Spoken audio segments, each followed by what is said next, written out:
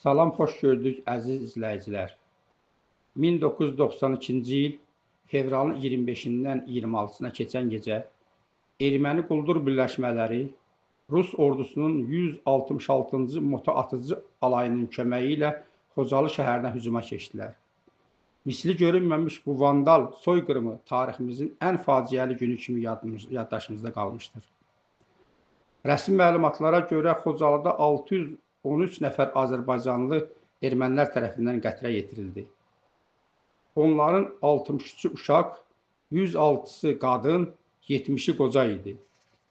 1275 dinc sakin girov götürülmüşdür. Onlardan bugünə qədər taleyi məlum olmayanlar da var.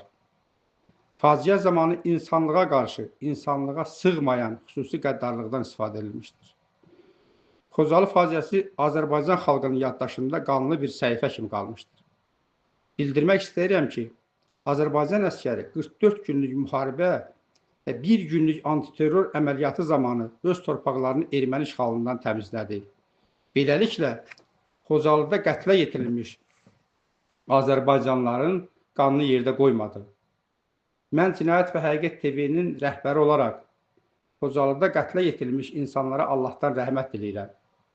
Xalqımıza, dövlətimizə sülh, əmin-amanlıq, ordumuza cəngavər kimi qüdrətli və yenilməz olmağı arzulayıram. Bütün bunlar bir həqiqətdir.